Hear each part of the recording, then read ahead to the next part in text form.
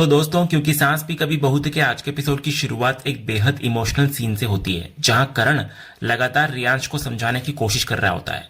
करण उससे कहता है कि अगर उसके दिल में सच में उसके लिए प्यार है तो उसे उसकी बात माननी होगी। वो चाहता है कि रियांश और नियति फिलहाल इसी घर में रुक जाएं, क्योंकि नियति की हालत पहले से बहुत नाजुक है।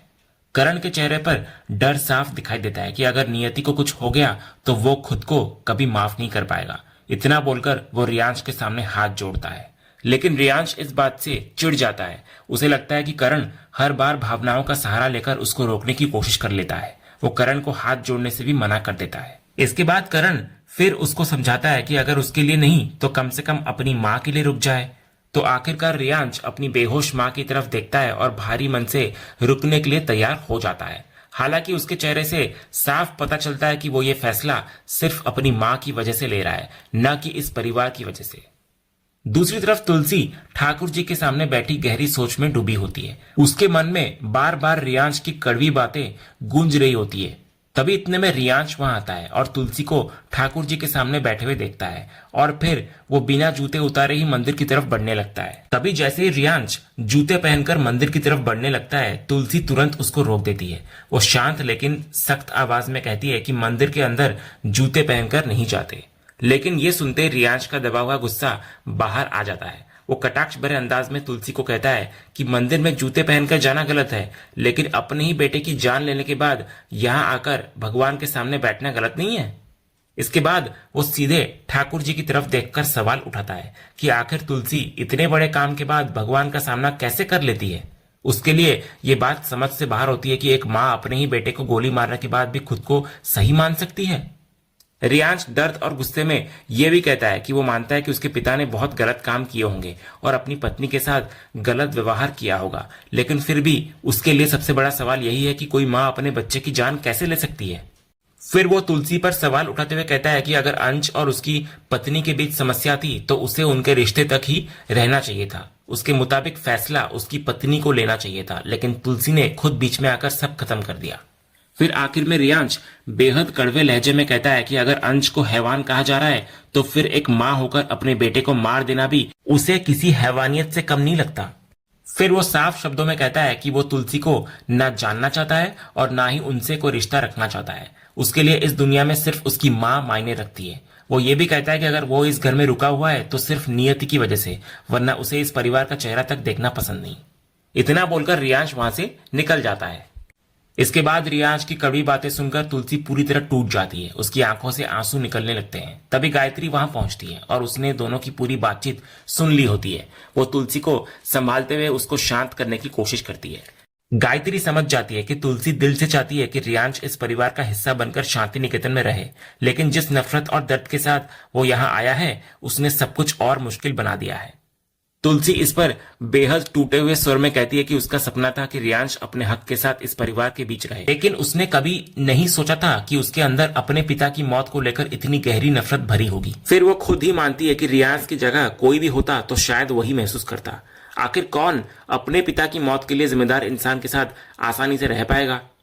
लेकिन गायत्री तुलसी को समझाती है कि उसने उस वक्त जो फैसला लिया था वो गलत नहीं था, और उसके अनुसार आज भी तुलसी परिवार को बचाने और सबको साथ रखने की कोशिश कर रही है। ये भी गलत नहीं है। इसके बाद तुलसी का दर्द और गहरा हो जाता है। वो कहती है कि शायद वो रियांश के लिए सही सोच रही है, लेकिन इसी कोशिश में नंदिनी और उसके बच्चों के साथ अन्याय हो रहा है। उसको समायरा की हालत याद आती है, जो पहले ही मानसिक तनाव से गुजर चुकी है। तुलसी को लगता है कि आज जो कुछ हुआ उसका असर समायरा पर बहुत बुरा पड़ा है। फिर वो गायत्री से कहती है कि वो जाकर आराम करे, क्योंकि उसको किचन में थोड़ा काम करना है। तो गायत्री हैरान होती है कि इतनी रात में वो क्या करने जा रही है किचन। तब तुलसी बताती है कि करण ने उसको रियांश की पसंद के खाने के बारे में बताया था और वो उसके लिए कुछ बनाने की तैयारी करना चाहती है। उसकी बातों में एक दादी का प्यार साफ दिखाई देता है। वो मानती है कि भले ही रियांश इस घर में खुशी से ना रहना चाहता हो, लेकिन वो फिर भी उसे हर छोटी खुशी देना चाहती है। इतना बोलकर तुलसी किचन की तरफ चली जाती है। दूसरी तरफ नंदिनी अपने कमरे में अकेली बैठी रो रही होती है। उसके मन में बार बार रियांश की बातें गूंज रही होती है, खासकर वो सवाल कि उसने अंश के साथ रिश्ता क्यों नहीं निभाया। इसके साथ ही उसको तुलसी की वो बात भी याद आती है जब सबके विरोध के बावजूद तुलसी ने साफ कहा था कि रियांश इसी परिवार का हिस्सा है।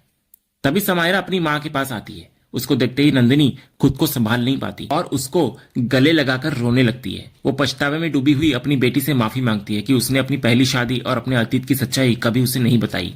फिर समायरा बेहद भावुक होकर अपनी माँ से पूछती है कि क्या उसके साथ जबरदस्ती हुई थी। ये सवाल सुनते ही नंदिनी पूरी तरह टूट जाती है और जोर जोर से रोने लगती है। तभी समायरा अपनी माँ के दर्द को महसूस करते हुए उससे सहानुभूति जताती है। उसकी आंखों में अपनी माँ के लिए दर्द और दुख साफ दिखाई देता है।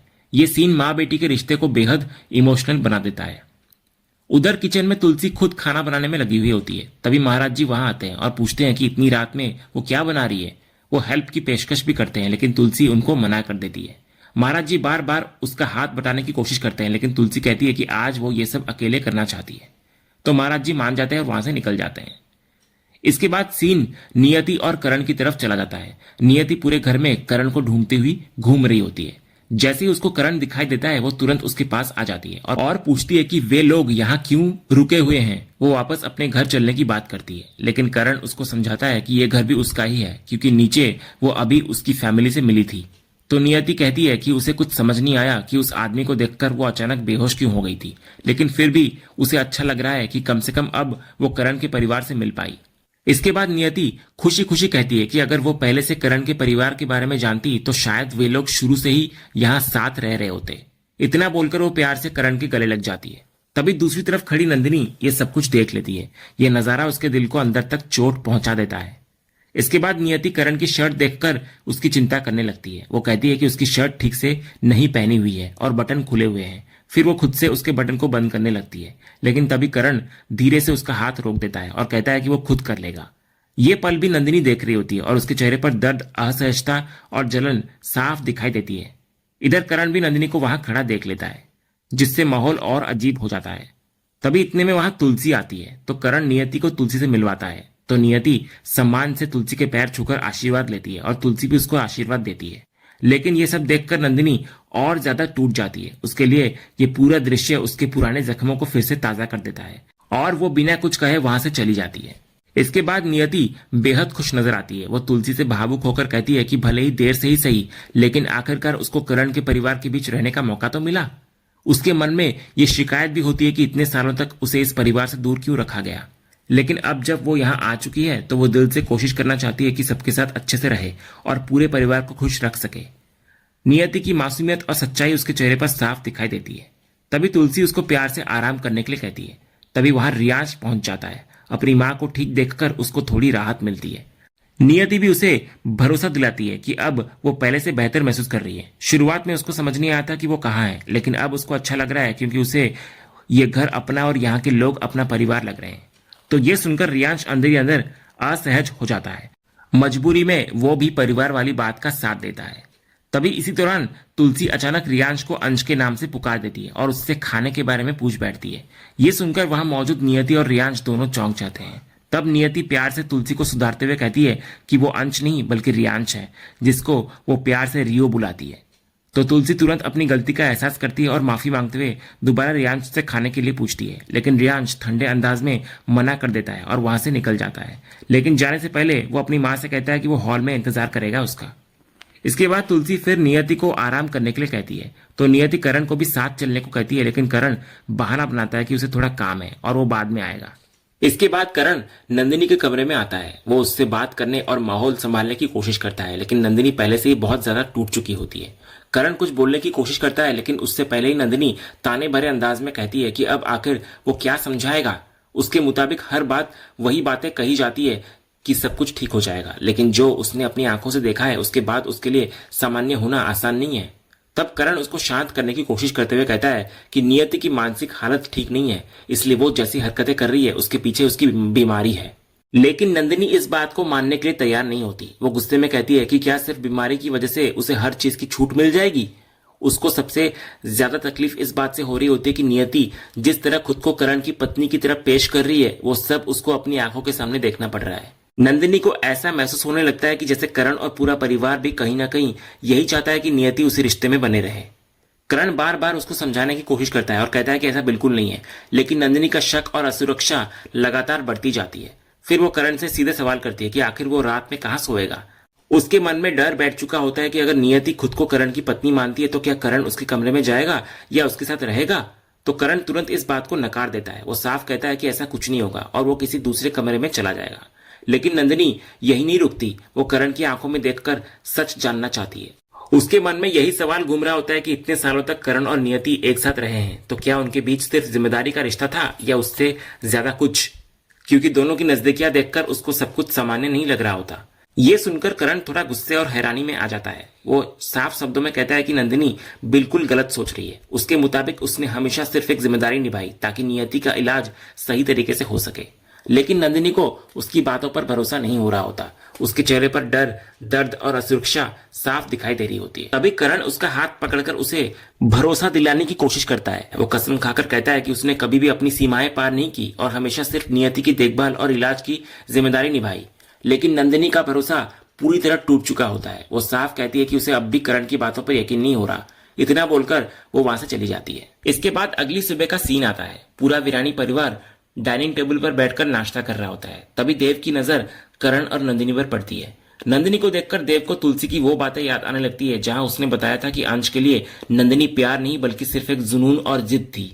ये सोचते ही देव असहज हो जाता है और अचानक उठकर सलोनी से कहता है कि उसका नाश्ता कमरे में पहुंचा दिया जाए। लेकिन पार्थ उसको तुरंत रोक लेता है। वो देव को समझाता है कि इसी तरह का व्यवहार और सोच घर की औरतों को चुप रहने पर मजबूर करती है। अगर परिवार की महिलाओं के लिए सुरक्षित माहौल बनाना है तो इस तरह की जजमेंटल सोच बदलनी होगी। पार्थ की बातें सुनकर देव वापस बैठ जाता है।